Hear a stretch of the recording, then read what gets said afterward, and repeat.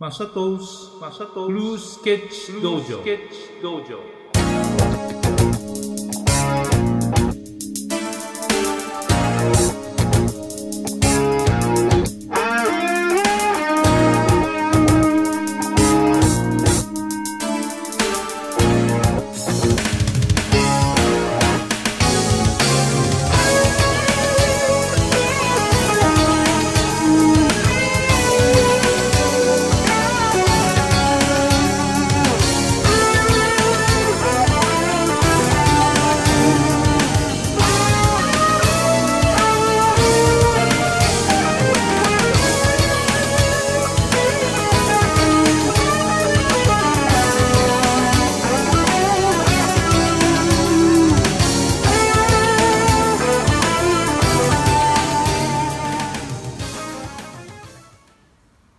Hi, I'm Masato Inoue, car designer. Now I'm uploading the teaching tips of car design on YouTube. And also I'm doing my online car design sketch training.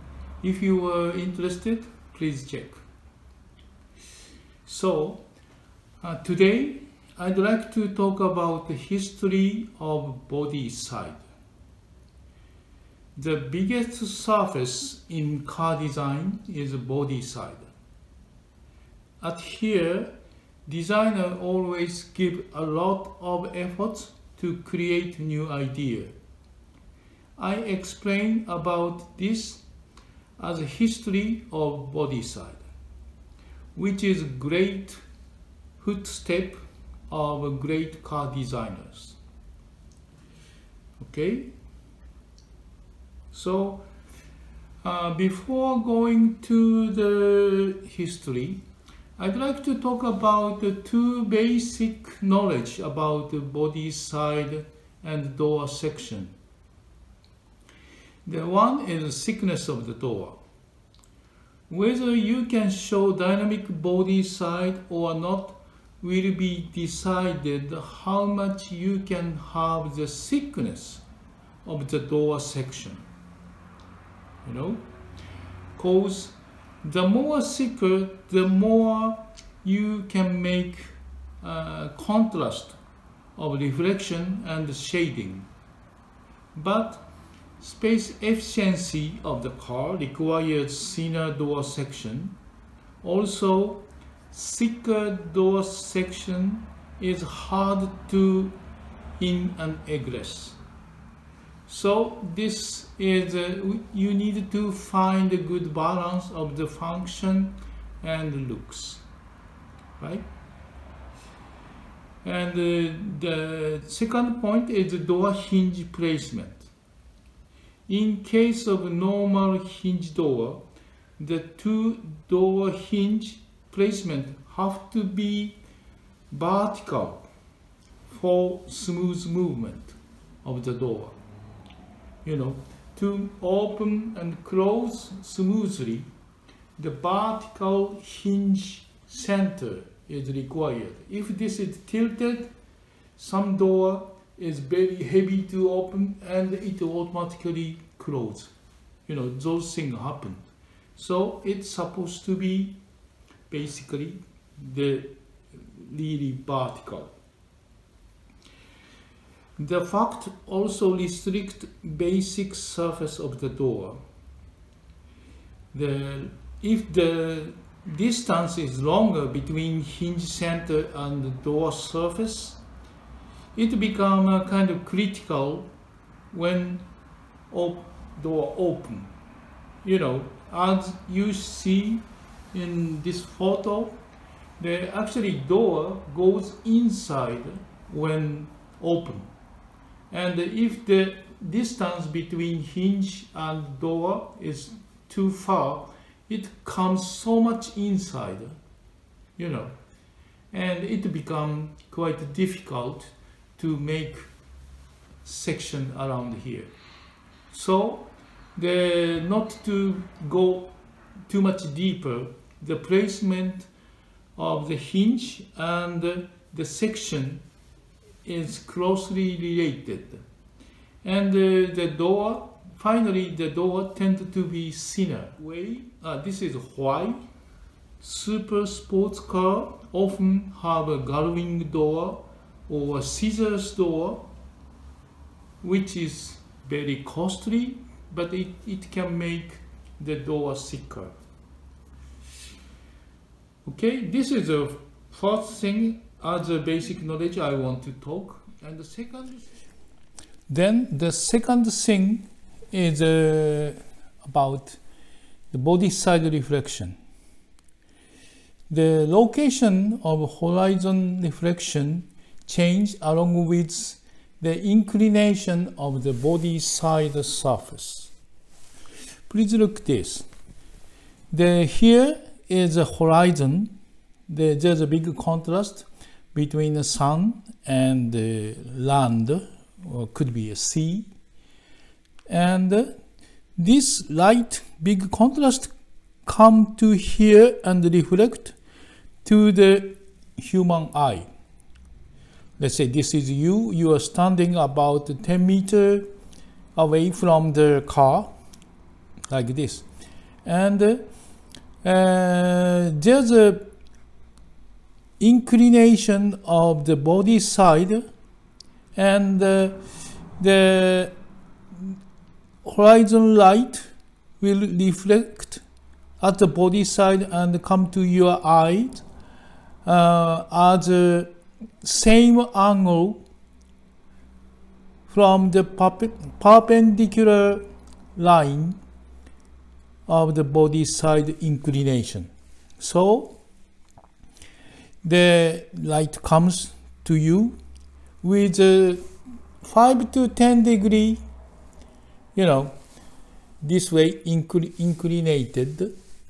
Then light reflect and come to your eyes.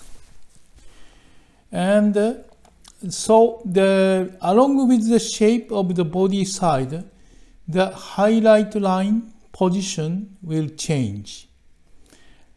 But always inclination is the same. Do you understand? If this is a fat body like this, highlight, the horizon line comes to here. And if this shoulder oriented surface, it goes up to here. If the body side is wavy like this, between here to here ground will reflect, and here is a very bright, and here become a shadow. So dark, bright, and shadow. Along with the body surface, there are particular reflection shape come out. At this page, please look at this car. This line here, strong contrast on the body, is a reflection of the horizontal line. And this part here is facing up, and this is facing down. So this is a ground reflection. This is a bright part of the sky reflection, right? So I can say the horizon line will make the line like this. It's a reflection line. Underneath of here, it's a ground is reflecting. On the other hand, this is a shadow. Actually, this surface is facing down, and the shadow is created along with the surface facing down, right? And also at here, you see here is very dark. Actually, sky is reflecting to here. And the sky is rather dark usually. And this part here is reflecting sky. And since car body is very shiny, the reflected part become dark. And actually in this case, please look at here, the sky is not dark at the top. It's more like the darkest place is like a 60 degree from, not a 90 degree, 60 degree from the car, something like. So this part become dark, right, in this case.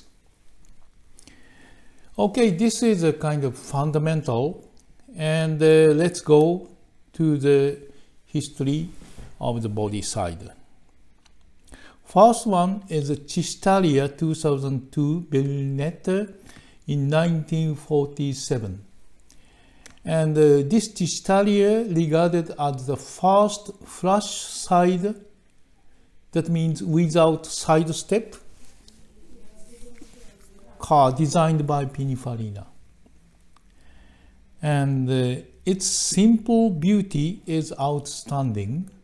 And this is also famous for collection of MoMA, the Museum of Modern Art in New York. This body side is quite flat comparing to current cars. This shape is reflecting engineering requirement of that time. The distance between hinge center and outside supposed to be very close, so door become flat. And as a result, this part become flat and the highlight goes quite much higher, right? Okay, then let's go. Next one is Alfa Romeo Giulietta in 1963. Please look at this section. This is typical body section of Italian car of that era. And the shoulder character line is simply bend, and it creates contrast between above and underneath very clearly. Actually, horizontal line reflection is included in the bending character line in most of the case. So it's always dark underneath, always bright upper part. And at this era, consanity, it's a kind of typical word in this era for the car design. It's a harmony with a visual stability. And it was regarded as very important thing, such as a continuous character line all the way from front to rear. Especially like an American car of 50s, 60s, their long bending line is quite much used. And every time this line is regarded as a consanity line. And okay, next thing is BMW 2002 in 1966 to the 3 Series, which is E46 in 2006. I personally believe that this body section is one of the biggest inventions in car design. The middle part of body side is pushed into the door, and the lower part is used as a body side guard molding. This body side idea enables minimize body width by keeping rich reflection and the consanity of a character line, and not to sacrifice interior luminous. So BMW eventually used this body section from 1966 to 2006 for 40 years. Actually, this is quite a big invention, and the balance changed, but the theory or basic function never change. Okay, next one is Audi TT first generation.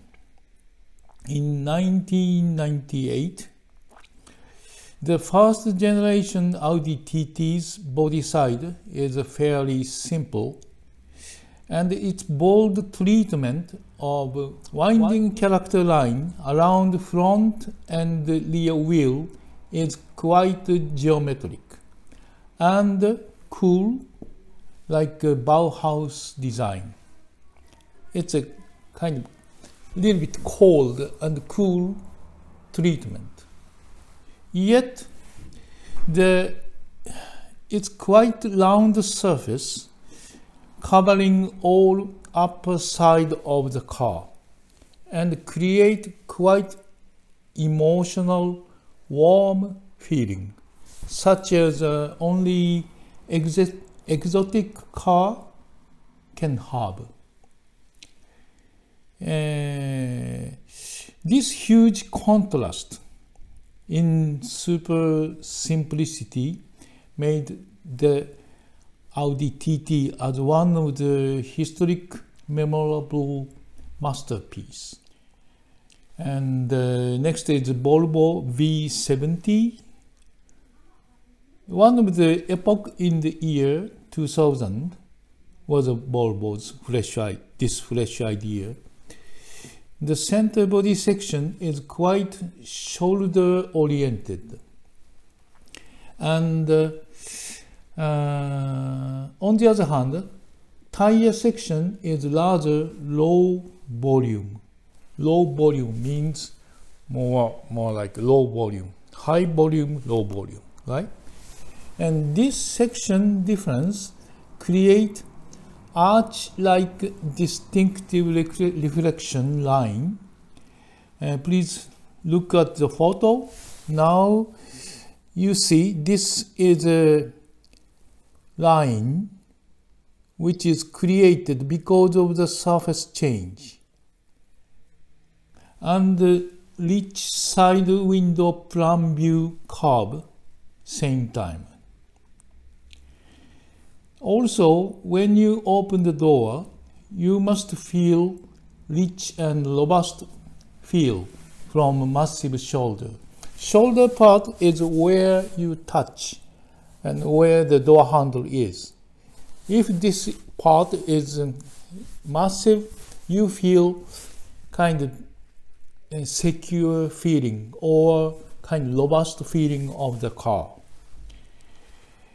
And moreover, the amazing thing is no interior space was sacrificed from former all flat side Volvo series.